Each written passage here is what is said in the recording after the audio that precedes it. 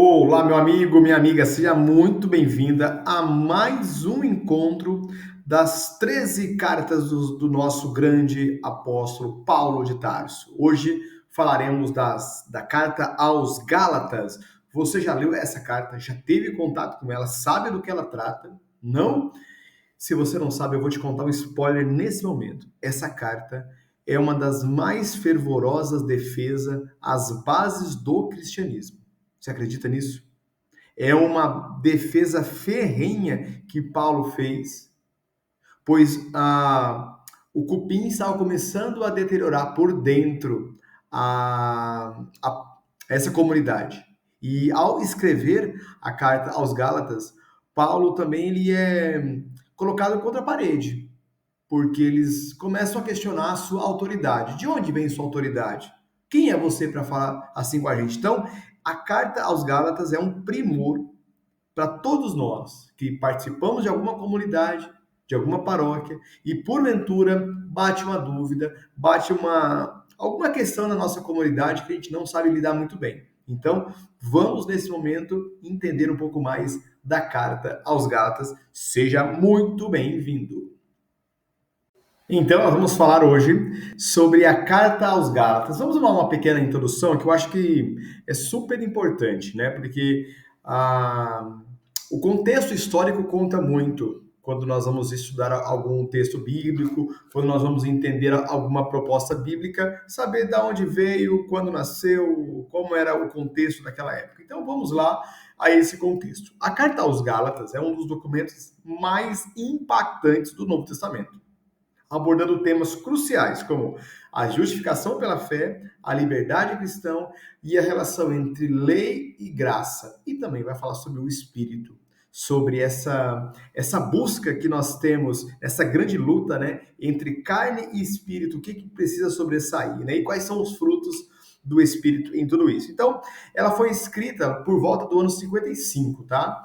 Ela é um pouco mais nova que a carta aos Coríntios, mas ali é fruto de uma intensa ação do apóstolo Paulo, naquele fervor que ele estava, né, pós a sua conversão e o seu trabalho ferrenho. E nós vamos ver que na carta aos Gálatas existe até uma reprimenda do apóstolo Paulo ao apóstolo Pedro. Ele dá uma chamada de atenção em Pedro nessa carta aos Gálatas. Nós vamos ver já já, tá bom?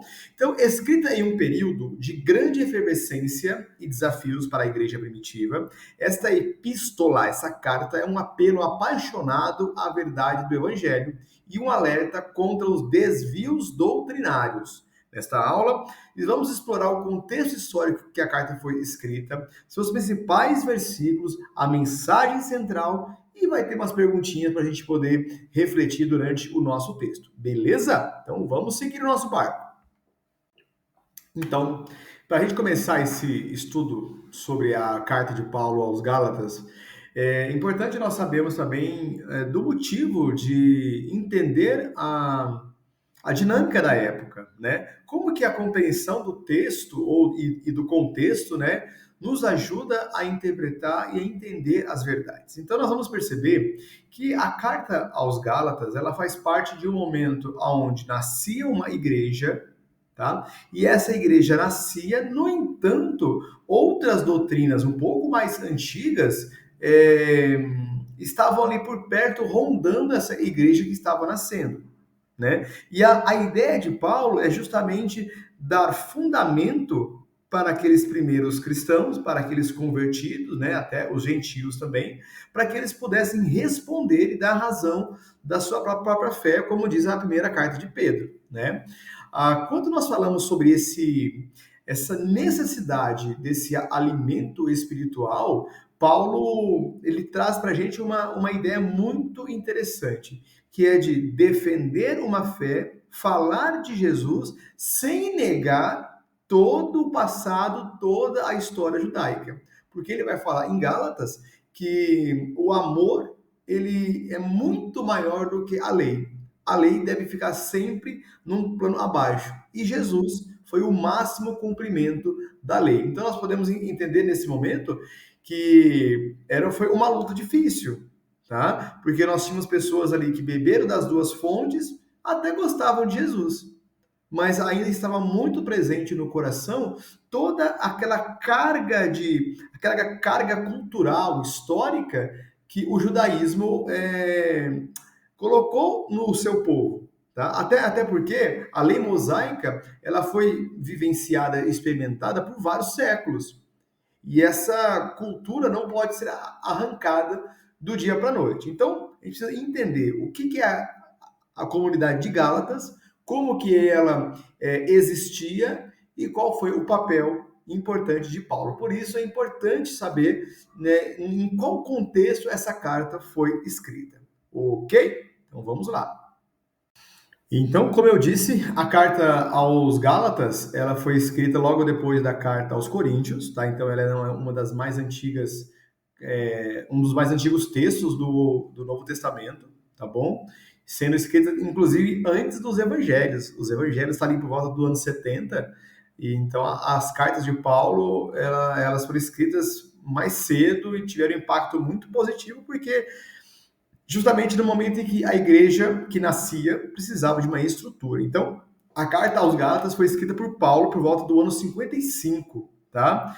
Em um período em que o cristianismo ainda estava nos seus primórdios, começava a engatinhar, estava começando ali a ter os seus primeiros fiéis, né? Mais ou menos 20 anos depois da morte e ressurreição de Jesus, tá? As comunidades cristãs não possuíam uma estrutura interna consolidada. Então, assim, era muito necessário que uma voz forte, com autoridade, fosse ouvida. E Paulo entendeu que essa era a grande missão dele, tá? Porque se ele deixasse a Deus dará, aquelas comunidades entrariam em eternas brigas, eternas contendas e acabaria deixando de lado a mensagem principal, que era o evangelho, que era falar sobre o próprio Jesus, ok? Então vamos seguindo aqui o nosso barquinho. Então, pessoal, pegue a sua Bíblia nesse momento para que nós possamos entender alguns versículos importantíssimos do livro de Gálatas. Primeiro, Gálatas 2:20, ele vai falar o seguinte: fui crucificado com Cristo, assim já não sou eu quem vivo, mas Cristo vive em mim. A vida que agora vivo no corpo, vivo-a pela fé no Filho de Deus, que me amou e se entregou por mim. Paulo começa a justificar nesse momento quem é ele. Por que ele faz, por que ele fala aquilo que fala? Porque já se havia uma contestação sobre quem era Paulo e o porquê de tanta autoridade. Quem tinha dado isso para ele? Tá? A mesma coisa que fizeram com Jesus. De onde vem a sua autoridade? Qual é a sua casta? Você é sacerdote de onde? Tá? Então Paulo aqui ele fala: eu falo por obra de Jesus que se entregou e me amou. Tá? No capítulo 6, no versículo 7, ele vai falar o seguinte: não se deixe enganar, de Deus não se zomba, tá? Porque já começou naquele momento a haver uma disputa entre realmente cristãos estão certos e a lei mosaica. Vamos dispensar? Então já começou a tirar sarro de toda aquela questão, brincando com o nome de Deus, levando em pouca consideração as ações de Jesus. Então, por isso que ele vem falar, de Deus não se zomba e não se deixem enganar, tá? Na sequência do capítulo 6, no versículo 9, vai falar o seguinte: e não nos cansemos de fazer o bem, pois no tempo próprio colheremos, se não desanimarmos. Paulo dá uma injeção de ânimo a essa comunidade da Galácia, falando para eles: consigam chegar até o final dessa corrida. Cumpram aquilo que vocês vieram para fazer. Tá? Não desanimem. Mesmo que venham pessoas falando que vocês estão errados, que isso não é o certo e tudo mais. Não desanime. E em Gálatas 5, 22 e 23, ele vai falar sobre os frutos do Espírito Santo, que nós vamos falar bastante nesse nosso encontro de hoje. Mas, dando um spoiler para vocês, né? Se eu tenho na minha vida expressões de amor, de respeito, de amabilidade, de mansidão, é sinal que o Espírito age em mim. Então, Paulo vai falar que um cristão convertido é aquilo que consegue gerar frutos a partir do Espírito Santo. Ok? Passamos para o próximo agora, então.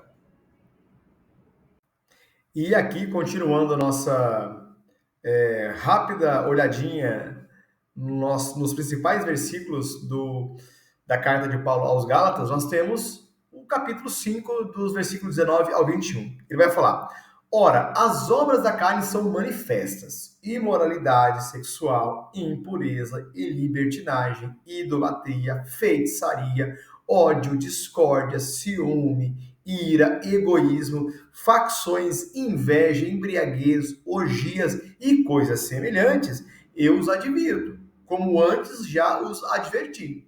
Aqueles que praticam essas coisas não herdarão o reino de Deus. Paulo ele é enfático ao falar sobre isso. Se você pratica uma dessas coisas e não se arrepende, não busca o caminho de Jesus, o reino de Deus não é para você. Cai fora disso, tá? No capítulo 6 ele vai falar: portanto, enquanto temos oportunidade, façamos o bem. Porque ele vai falar que a nossa vida é breve, nós temos aqui uma oportunidade única de estarmos vivendo nesse lugar, mas que enquanto temos a oportunidade, façamos o bem, especialmente aos da família da fé. Por que Paulo fala isso? Porque Paulo veio de um contexto judaico muito forte, onde o grupo, onde a família tinha um papel preponderante nas suas escolhas, tá? Então Paulo vai falar: amem as pessoas, principalmente aquelas que são da família de fé, tá bom? Então por isso que nós temos até algumas queixas sobre a forma de agir do apóstolo Paulo, tá bom? Mas isso é um assunto para outro momento também aqui. Gálatas capítulo 5, versículo 13, olha o que ele diz: irmãos, vocês foram chamados para a liberdade, mas não usem a liberdade para dar ocasião à vontade da carne. Ao contrário, sirvam uns aos outros mediante o amor. Paulo vai falar que tudo nos é permitido, mas nem tudo nos convém. Não é porque eu sou livre para fazer o que eu quiser, porque Deus me conferiu essa liberdade de filho, que eu posso pegar essa minha liberdade e usar do jeito que eu quiser, pois eu sou senhor das minhas escolhas, escravo das minhas consequências. Nós temos que pensar sempre isso quando nós agirmos também, tá? E lá no capítulo 6 também, de 7 a 8, ele volta a dizer, né? Não se deixe enganar. Quem semeia para a sua carne, colherá a destruição. Mas quem semeia para o Espírito, colherá a vida eterna. Tá? Então, Paulo ele vai falar para a gente da importância das boas obras. Ele vai tocar no ponto da justificação, mas ele vai falar que as boas obras são frutos de quem tem esse espírito. E só quem tem esse espírito é quem realmente se converteu e está no caminho de busca interior. Ok? Ótimo. Amigos, uma coisa que é importante saber é da inteligência do apóstolo Paulo. Paulo era tão inteligente que ele sabia onde ele estava pisando. Profundo conhecedor da filosofia, profundo conhecedor da teologia judaica, ele sabia, né, o que fazer em cada passo dado. Nada era feito ao acaso. Claro que tem aí uma inspiração divina também para tudo isso, mas quando Paulo vai ali para a região da Galácia, desculpa, a atual Turquia, nós vamos perceber uma coisa importantíssima. Paulo, ele sabe para quem ele fala, que tipo de pessoas haviam naquele lugar. Ele falava para o povo celta. O povo celta, ele era um povo descolado. Ele não tinha sinagogas, templos fechados, então eles contemplavam ao ar livre. Então, uma palavra importante para Paulo é a liberdade. Porque ele sabia que aquela comunidade, ao escutar essa palavra, saberia que a liberdade era o grande caminho que ele precisava trilhar. Tá? Então, quando Paulo entende, sabe que lugar que ele está, ele cria uma mensagem sobre aquilo que eles mais cultuavam, serem livres. Tá? Então, Paulo respeita as tradições, mas ele prega um Jesus messiânico, não um Jesus grudado, pregado na lei judaica. Tá? Então, aquela questão da circuncisão, dos sábados, dos preceitos alimentares, ele deixa de lado e ele vai naquilo que era mais importante para o povo da Galácia, que era a liberdade. Por isso que ele vai falar lá em Gálatas 5:1, é para a liberdade que Cristo nos libertou. E essa liberdade não é apenas a possibilidade de falar o que quiser, tá? É uma liberdade onde você se expressa inteiramente, você vive a sua fé e você é verdadeiramente aquilo que você veio para ser, filho de Deus, tá? Aquela pessoa que vai buscar o bem, que vai buscar os frutos do Espírito em todas as suas ações. Então, Paulo, ele é extremamente cirúrgico em tudo isso que ele faz, tá bom? O problema surgiu na comunidade de Gálatas quando judeus que haviam se convertido ao cristianismo, mas ainda andavam abraçados ao judaísmo, eles começaram a colocar minhocas na cabeça do povo ali, entendeu? Então, nós vamos chamar esse povo de judaizantes. Era um grupo, tá, de pessoas que até gostavam de Jesus, até achavam bacana a proposta dele, mas eles questionavam, mas e a lei? Mas e todas aquelas bases mosaicas? A gente joga fora? Descarta? Não, não podemos. Nós temos que achar um meio termo para colocar tudo isso no mesmo pacote, tá? E nós sabemos que quando nós queremos colocar tudo isso no mesmo pacote, não vai rolar, não vai dar certo, tá? Existem pilares importantes que não podem ser misturados com outras questões. E é justamente essa separação é que Paulo vai começar a batalhar para que os gentios, né, os recém-convertidos, não escutem aquilo que não precisa, aquilo que vai atrapalhar um pouco da sua fé, tá? Juntamente com isso, eles questionam a autoridade de Paulo e até o teor das suas pregações. Então, Paulo ficou indignado com tudo isso, né? Vamos pegar aqui um pouco da personalidade de Paulo, né? Que devia ser um cara assim muito agitado, muito à frente do tempo dele, tanto que ele era um filósofo de alta envergadura, né? Reconhecido inclusive no Império Romano. Ele estava prestes a se tornar um grande juiz romano, quando ele é encontrado e resgatado pelo próprio Jesus. Então, Paulo tinha uma eloquência no falar que ele convencia pelo falar. Então, a palavra dele era muito forte, tá? E não só o jeito de falar, mas porque ele verdadeiramente falava o que ele vivia. Por isso que as cartas de Paulo, as palavras de Paulo nascem do coração, nascem de uma experiência, tá? Por isso que ele é tão apaixonado ao falar sobre essa grande defesa da fé cristã. Tá? Então ele fala com muita propriedade, porque ele acredita no que ele fala, além de ter uma oratória sem igual nesse momento. Melhor até que os 12. Tá?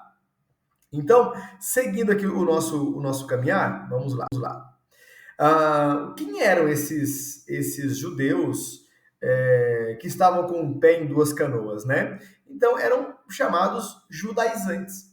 No cerne da preocupação de Paulo com as igrejas da Galácia, estava a influência crescente de um grupo conhecido como judaizantes. Eram cristãos de origem judaica que, embora crescem em Jesus como o Messias, insistiam que os gentios convertidos ao cristianismo deveriam também observar a lei para serem verdadeiramente salvos.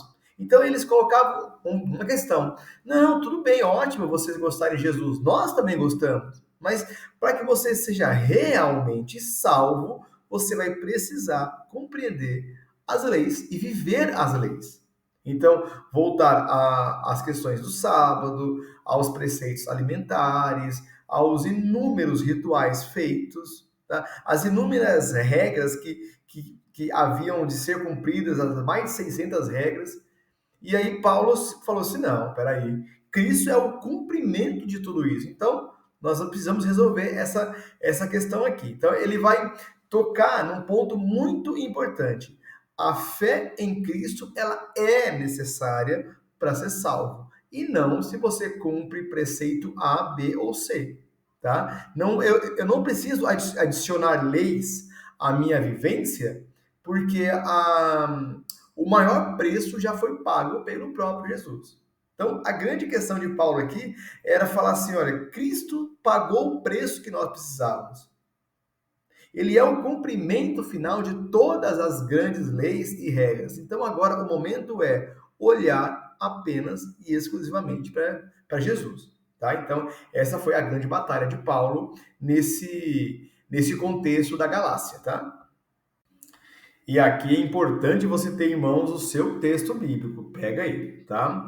Eu vou pedir que você pegue o seu texto bíblico, Gálatas 2. Nós vamos ali no capítulo 2, né? No versículo 9. No versículo 9.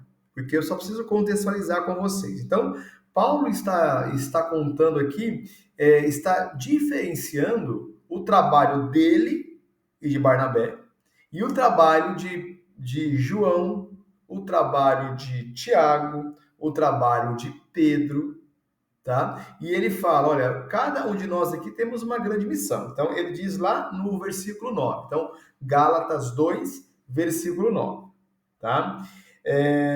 E conhecendo a graça em mim concedida, Tiago, Cefas, né, Pedro e João, os notáveis tidos como colunas, olha só, hein?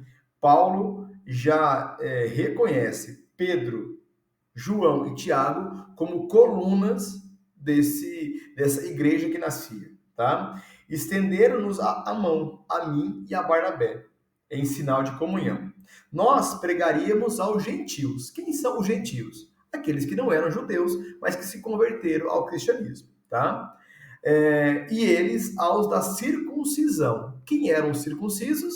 Os judeus, tá bom? Então, Tiago, João e Pedro pregariam para os judeus. Esse era o trabalho dele. Já o trabalho de Paulo e de Barnabé seria para pregar para os gentios, aqueles que estavam chegando sem uma fé muito bem estabelecida, com algumas questões que não caminhavam bem diante da fé de um Deus único. Então, o trabalho de Paulo e de Barnabé era substancial, era pesado, porque ele tinha que tirar alguém de uma cultura, às vezes, politeísta, tá? Para falar de um Deus único, um Deus que se encarnou, que morreu na cruz, que pagou os meus pecados, tá? Que se fez pobre com os pobres, que se fez sofredor com aqueles sofredores. Então, olha a profundidade que Paulo deveria chegar para acender nesses gentios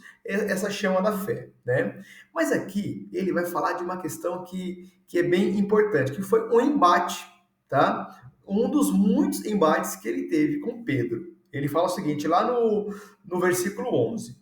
Mas quando Cefas, né, Pedro, veio a Antioquia, eu o enfrentei abertamente, porque ele se tornara digno de censura. Com efeito, antes de chegarem alguns vindos da parte de Tiago, ele comia com os gentios. Mas quando chegaram, ele se subtraía e andava retraído, com medo dos incircuncisos, ou seja, com medo dos judeus. Tá? Então, o que acontece nesse momento? Pedro, ele entendia o trabalho necessário com os gentios, mas ainda tinha um certo receio no que os irmãos judeus poderiam falar se o visse ele sentado, comendo, batendo papo com aquelas pessoas incircuncisas, né? De alguma forma, né, Paulo nos relembra a postura de Pedro e de muitos dos apóstolos ao reprimir as crianças, as mulheres, os doentes, né, para não chegarem perto de Jesus, porque eles tinham aquela questão de eu preciso proteger Jesus. Imagina, Jesus precisava ser protegido por Pedro, por Tiago, por João. Claro que não, ele não precisava, né? Ele veio para esse contato, para esse tete a tete. Então, é importante saber que Paulo, por defender Jesus Cristo, enfrentou inclusive Pedro. Inclusive Pedro, o primeiro papa que nós temos na nossa igreja, ok? Fechado? Então, seguindo aqui. Então, Paulo não hesitou em repreender Pedro publicamente, pois sua atitude foi hipócrita e comprometia a verdade do evangelho. Quantas vezes nós também somos hipócritas? Quantas vezes nós estamos numa rodinha e nós estamos ouvindo alguém falar muito mal de Deus, da nossa igreja, e nós nos calamos. Às vezes até concordamos para a gente não ficar mal naquela roda ali, mas nós não falamos aquilo que nós realmente acreditamos. Hipócrita é aquele que tem uma máscara, né? Ele tem uma falta de critério. Tá? Hipócrita vem de falta de critério, sendo que se eu tenho uma fé que eu vivo, que eu escolhi, que eu quero viver por ela, eu não posso aceitar com que deturpem a minha fé. Por isso que Paulo chama Pedro de hipócrita, né? Paulo argumentou que se a justificação viesse pela observância da lei, então o Cristo teria morrido em vão, tá? Gálatas 2:21, tá bom? Então, nós vamos começar a ver aqui uma defesa mais forte de Paulo sobre quem é Jesus. Qual é a centralidade da fé cristã? Então, ele começa a falar que nós não somos salvos pelas obras, somos salvos pela fé. Uma fé infundida pelo próprio Deus no nosso coração, mas que é totalmente contemplada quando nós percebemos que eu serei salvo não por aquilo que eu faço, mas por aquilo que já foi feito, ou seja, o sacrifício de Cristo por mim. Paulo vai defender isso e você precisa defender isso também. Você precisa falar. Estou falando com você agora aqui, ó. Você precisa defender a sua fé. Você precisa defender a família de fé que você escolheu, que é ser cristão. Você que é batizado, primeira Eucaristia, crismou, é ministro da palavra, é ministro da Eucaristia, é acólito, está na pastoral. Você precisa defender a sua fé. Não vá achando que ficar calado para não arrumar briga é o melhor caminho. Não, isso não é o melhor caminho. O melhor caminho é você, conhecedor da sua fé, falar: opa, isso não condiz. Isso não condiz. Ah, mas pode ser que eu arrume alguns inimigos. E o que Jesus fez? Foram poucos? Jesus se furtava de alguma questão? Não, nesse momento não, tá? Então, neste momento, acho que vale muito a pena nós lermos juntos o capítulo 3 da carta de Paulo aos Gálatas, tá? É um ponto importantíssimo da carta dele, porque vai falar sobre a doutrina. Quem é Jesus e qual é a experiência que esse povo tem que ter com Jesus para uma verdadeira e real conversão, tá? Então, ele começa da seguinte forma, lá no versículo 1. Ó Gálatas insensatos, quem vos fascinou? A vós, ante cujos olhos foram delineados os traços de Jesus Cristo crucificado? Só isso quero saber de vós. Foi pelas obras da lei que recebestes o Espírito ou pela adesão à fé? Sois tão insensatos que, tendo começado com o Espírito, olha só como Paulo é forte, né? Agora acabais na carne? Foi em vão que experimentastes tão grandes coisas? Se é que foi em vão, aquele que vos concede o Espírito e opera milagres entre vós, o faz pelas obras da lei ou pela adesão à fé? Então, Paulo quer chamar a atenção nesse momento a realmente, hoje você é convertido pelo quê? Foi porque você cumpriu regras? Ou foi porque você abraçou a fé e uma fé verdadeira? Por que você hoje experimenta e recebe tantos milagres? Foi pela fé ou foi por repetir preceitos que muitas vezes são vazios, tá? Versículo 6. Foi assim que Abraão creu em Deus e isso lhe foi levado em conta a justiça. Saber, portanto, que os que são pela fé são filhos de Abraão. Prevendo que Deus justificaria os gentios pela fé, a Escritura preanunciou a Abraão esta boa nova: em ti serão abençoados todas as nações, de modo que os que são pela fé são abençoados juntamente com Abraão, que teve fé. Abraão foi apenas um seguidor de uma lei. Abraão foi um seguidor do seu coração em contato com o coração de Deus. Ele conversou com Deus. Ele ouvia Deus, ele sabia o que Deus queria para a vida dele. E ele se abriu a um projeto. Essa abertura a esse projeto nada mais é do que a vivência de fé. Por isso que Paulo ele vai trazer muito forte a questão da fé. Crer naquilo que te convenceu pelo amor e não por um número infinito de regras e gestos que você deveria fazer, tá? No versículo 15, ele vai falar o seguinte: irmãos, falo como homem, mesmo um testamento humano legitimamente feito, ninguém o pode invalidar nem modificar. Ele fala que aquilo que ele diz, que aquilo que ele vive, não pode ser modificado pelas opiniões das pessoas que duvidam da autoridade dele. Uma autoridade que não foi imposta, mas que foi conquistada, tá? Ora, as promessas foram asseguradas a Abraão e a sua descendência. Não diz, e aos descendentes, como referindo-se a muitos, mas como a um só, e a tua descendência, que é Cristo.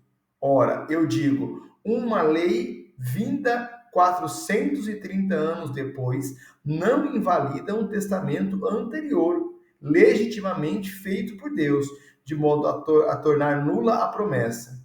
Porque se a herança vem pela lei, já não é pela promessa. Ora, é pela promessa que Deus agraciou Abraão. A promessa é aquilo que é prefigurado sem que ele veja. O que eu não consigo ver, mas eu já acredito, isso chama-se fé. Então, portanto, o sacrifício de Jesus na cruz é o ponto culminante da história da salvação e o único meio pela qual a humanidade pode ser redimida. Não é pelo que eu faço, não é pelo que eu escrevo, não é pelo que eu falo, e sim foi porque Cristo se sacrificou por mim, e esse sacrifício paga todos os meus pecados, os meus erros, e me coloca na condição de estar com Ele lá no céu. Paulo explica que Cristo nos redimiu da maldição da lei, fazendo-se maldição por nós. Então, Paulo vai falar no versículo 13, que existe uma maldição, e essa maldição era a lei. A mesma lei que Paulo, nascido no seio judaico, seguia e perseguia com todo rigor. Quem estivesse fora da lei deveria ser por ele punido. Tá? No versículo 19, papel da lei. Por que então a lei? Foi acrescentada para que se manifestassem as transgressões, até que viesse a descendência, que ele falou que é o próprio Cristo. Então, por que existe lei? Para combater as transgressões. Mas não é que a lei é o único meio necessário para se chegar ao coração de Deus. Tá? A lei foi criada para se evitar as transgressões, os desvios. Então, em nenhum momento a lei será maior que o amor. O amor suprime toda e qualquer lei. Tá? Jesus vai falar sobre isso. Amai-vos uns aos outros, assim como eu vos amei. Ele vai falar sobre o mandamento do amor. Eis que eu vos dou um novo mandamento. Mas o que é novo? O amor? Não. É a forma de amar. Que forma de amar é essa? O jeito de Jesus Cristo. Tá? E aí ele vai falar o seguinte, lá no versículo 20. Ora, não existe mediador quando se trata de um só, e Deus é um só. Aqui nós temos uma grande questão para a gente trabalhar, né? Porque muitos dos nossos irmãos evangélicos vão falar assim, mas vocês ficam pedindo para os santos, vocês ficam pedindo para Maria, e só há um único mediador. Claro, o único mediador de salvação é o próprio Cristo. Tá? Mas nós temos os intercessores que intercedem a Deus por nós. Então, um irmão seu está doente, ter um problema de saúde ou está com problema de um emprego, sei lá, algo nessa, e você reza por ele, você é um intercessor, tá? O único mediador é Cristo, tá bom? O único mediador é Cristo, mas nós temos as intercessões. Isso não anula uma coisa, não anula a outra. Então, os irmãos evangélicos confundem muito isso, até para falar assim, ah, mas vocês adoram santos, então vira uma pataquada gigantesca, tá? Então não caiam nessa. Existe o mediador de salvação e a intercessão. Nós podemos rezar uns pelos outros. Isso tem que acontecer, isso é o papel da comunidade. Rezarmos uns pelos outros, tá bom? Ok?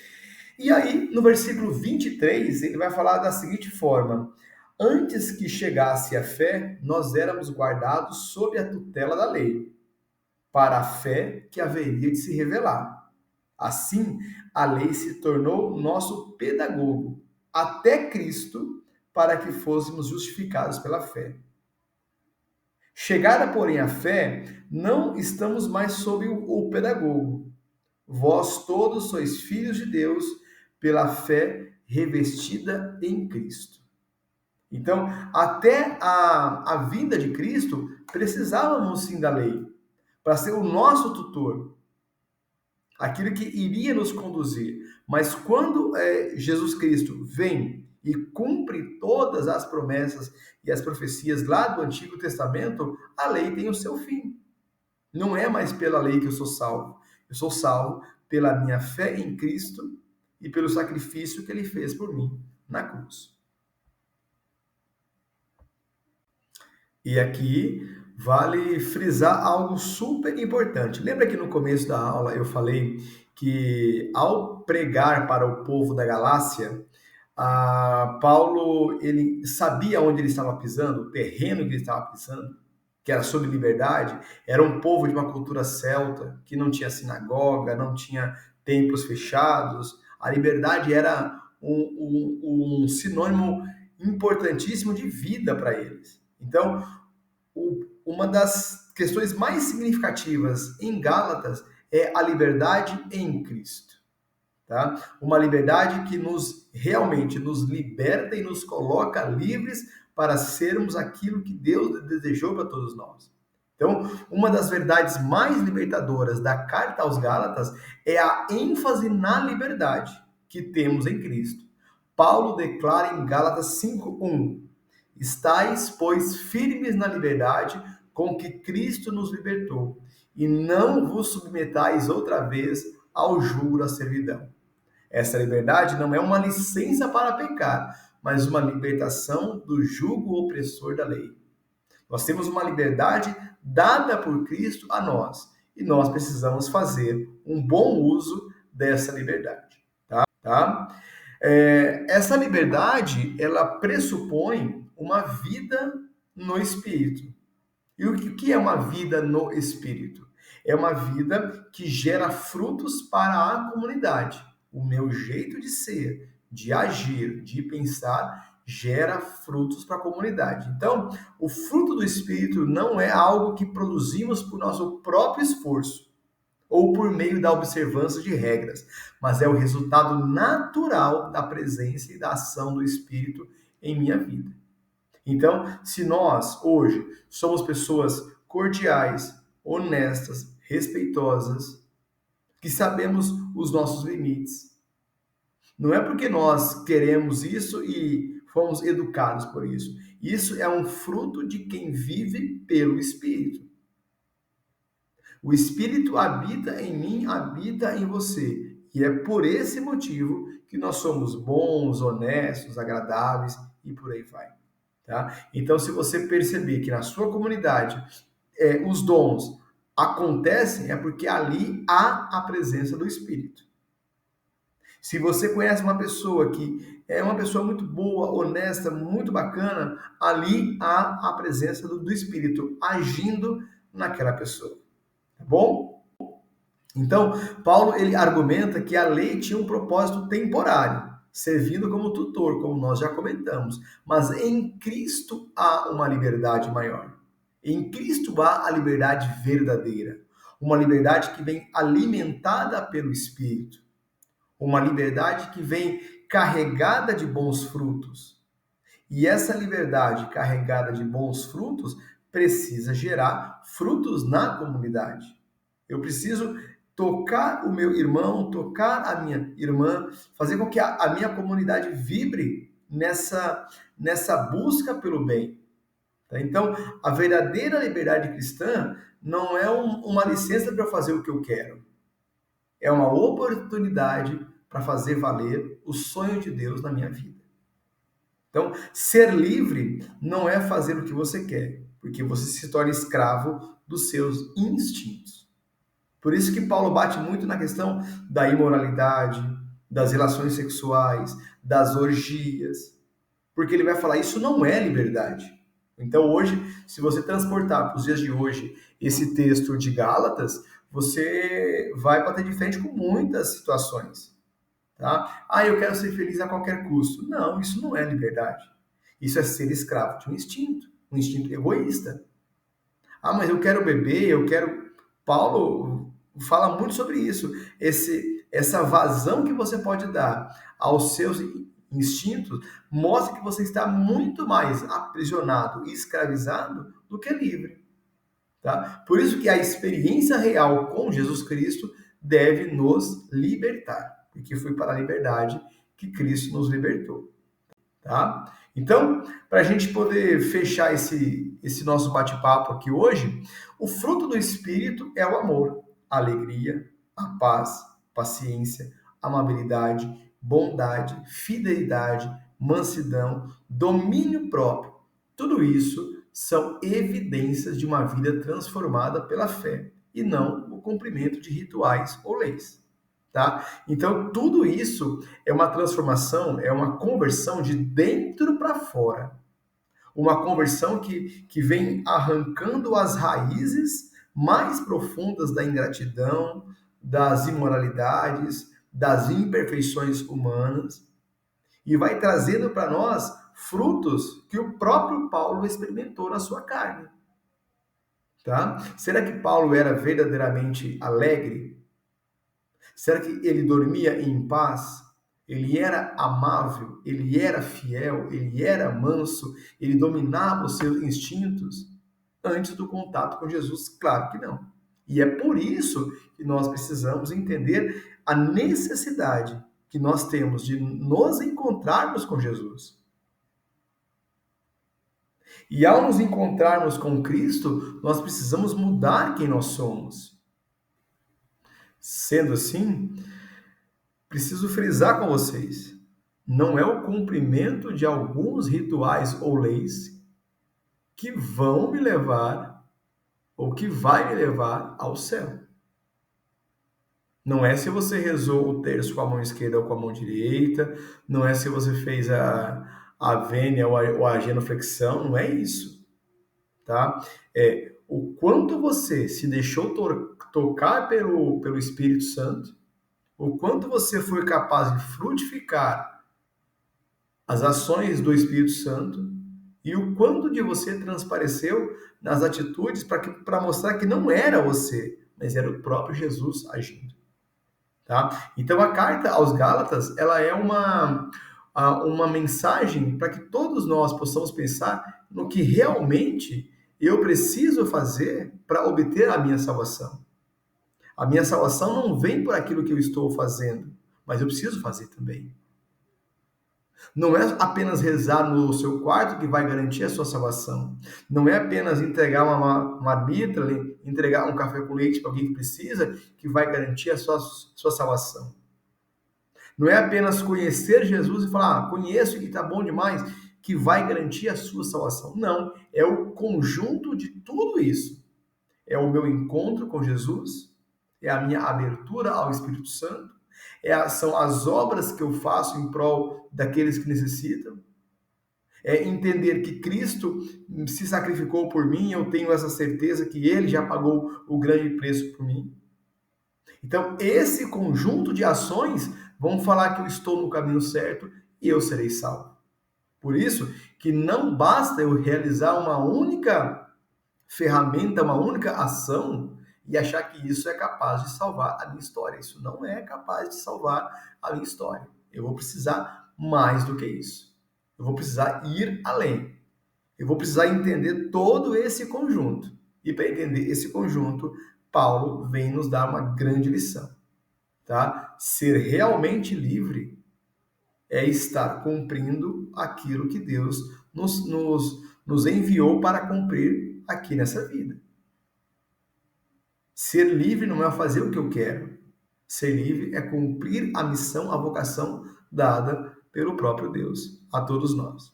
Bom, teremos muito mais coisas para trabalharmos aqui, tá? Mas eu acho que agora a missão vai ficar com você. É você olhar o seu texto bíblico, voltar, grifar, sentar com o seu pároco, na sua comunidade, na sua pastoral. Se precisar da minha ajuda, entre em contato aqui na Escola Católica da Fé, que nós vamos aí bater um papo, fazer uma reflexão e ajudá-lo nessa descoberta dos frutos do Espírito na nossa história, se realmente eu fiz uma adesão verdadeira por Jesus, ok? Deus é bom o tempo todo, e o tempo todo Deus é bom. Que Deus abençoe vocês. Obrigado por estar conosco nessa empreitada, conhecendo mais a nossa igreja, a nossa fé, através das cartas de Paulo, nesse incrível projeto que nós estamos podendo compartilhar com vocês. Forte abraço, fique com Deus. Em nome do Pai, Filho, do Espírito Santo. Amém.